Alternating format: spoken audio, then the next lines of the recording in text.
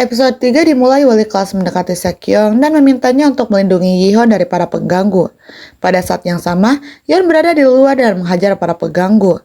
Guru dan Sekyong terkejut saat mereka menyaksikan kejadian itu melalui jendela. Guru dengan cepat bergegas menangani situasi tersebut.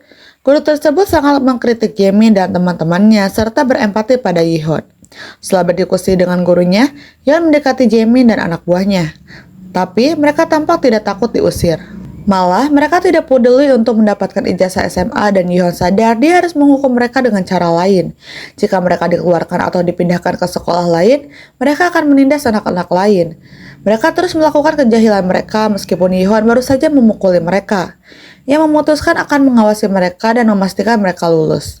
Dan ketika mereka tidak mematuhinya, ia menampar mereka untuk menyadarkan mereka.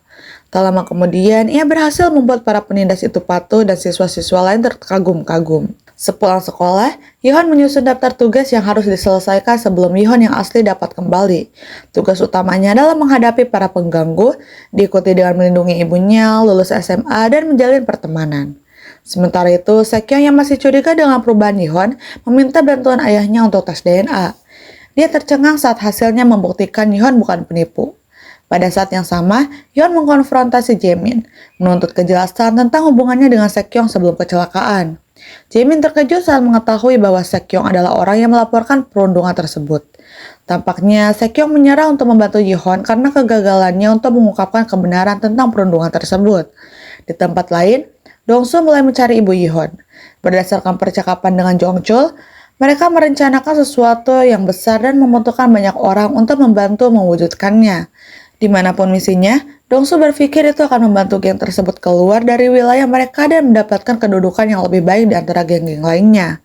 Kembali ke sekolah, Yihon terus gagal dalam pelajarannya tetapi pandai berteman. Yang mendekati Sekyong untuk membantunya belajar.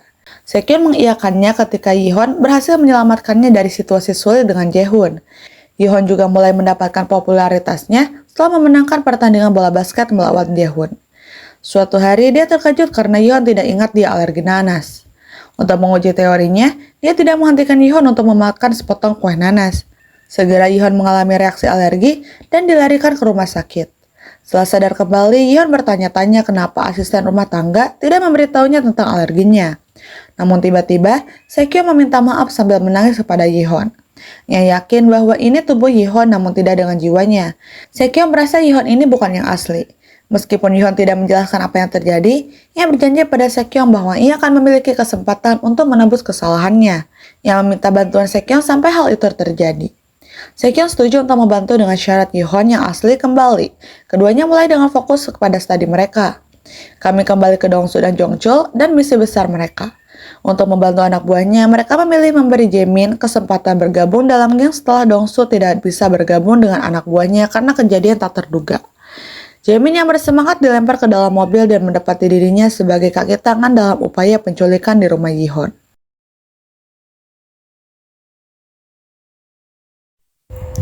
Sekyong dan Yihon berjalan pulang bersama.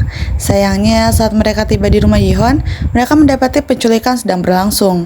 Geng Dongsu dengan bantuan Jaemin mencoba menculik ibu Yihon, tetapi dia dan Sekyong dengan berani melawan mereka. Pada saat yang sama, Jaemin melarikan diri setelah melihat bahwa segala sesuatunya tidak berjalan sesuai rencana. Tak lama setelah itu, polisi tiba di tempat kejadian dan para anggota geng melarikan diri. Ibu Yihon dilarikan ke rumah sakit dan Sekyong tetap tinggal untuk membantu. Yang terkejut ketika Yihon mencoba menyuap polisi secara diam-diam tetapi usahanya gagal. Yihon menyangkal percobaan penculikan itu. Ia memberitahu polisi bahwa ada kesalahpahaman dan anggota geng mabuk memarkirkan mobil van tak dikenal itu secara ilegal di rumah mereka. Ketika Sekyong bertanya mengapa Yihon berbohong kepada polisi, Yihon mengatakan bahwa keterlibatan polisi hanya akan mempersulit hidupnya. Namun, Yihon jelas bahwa dia akan melawan persyaratannya dan melindungi ibunya dari Mikyong. Sekyong pulang ke rumah dan berbohong kepada ayahnya tentang bagaimana dia terluka. Dia mengatakan sekelompok geng di jalan menyerangnya. Ayahnya dengan cepat membawanya kembali ke TKP tetapi tidak menemukan bukti adanya perlawanan. Dia marah pada Sekyong karena berbohong padanya.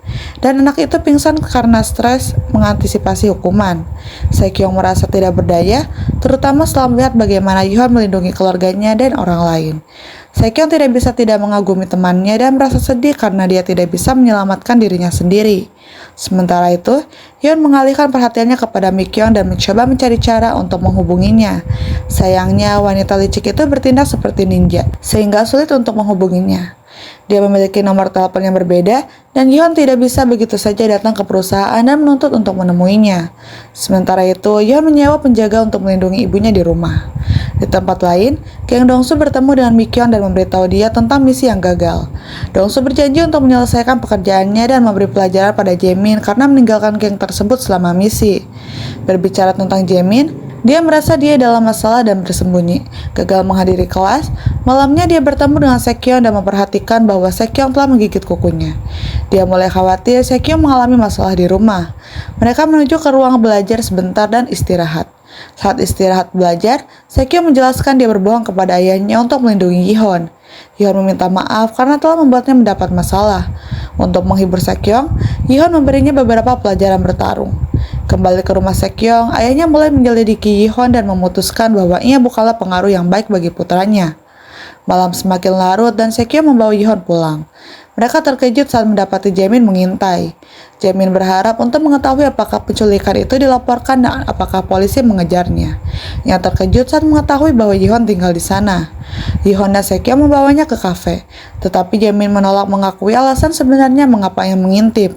Setelah menyadari Jaemin kelaparan, Yeon menawarkan untuk mengantarnya ke tempatnya dan memberinya makan. Karena khawatir, Sekyong bersikeras untuk ikut. Ia kemudian memutuskan untuk menginap di tempat Yihon saat Jaemin tanpa malu meminta untuk menginap. Meskipun Yihon masih marah dengan semua yang dilakukan Jaemin dan teman-teman pengganggunya, ia tetap bersikap baik. Dia menawarkan Jaemin kesempatan untuk tinggal hanya 1 malam dan menjelaskan bahwa mereka bukan teman. Dia masih berencana untuk membuat Jaemin dan para penjahat membayar kesalahan masa lalunya. Kemudian, Sekyong menemui Jaemin dan bertanya mengapa dia berpura-pura bukan bagian dari gangster. Dia mengancam akan melempar Jaemin dari balkon, dan Yeon sengaja mendengar percakapan itu. Yeon memaksa Jaemin untuk memberitahunya tentang geng tersebut. Yeon masih tidak menyadari bahwa geng yang dimaksud adalah milik Dongsu. Orang-orang itu memakai topeng dan tidak pernah melihat wajah mereka. Namun, dia mengetahui kebenarannya setelah menginterogasi Jaemin. Keesokan harinya, ketiga anak laki-laki itu pergi ke sekolah bersama. Dan Sekyong terus menjelaskan ketidaksenangannya kepada Jaemin. Pada saat yang sama, ia terus mengawati Yihon. Bertanya-tanya apakah ia mungkin memiliki kepribadian yang ganda. Di malam hari setelah kelas selesai, Yeon diculik oleh beberapa gangster dan Sekyong melihat hal tersebut.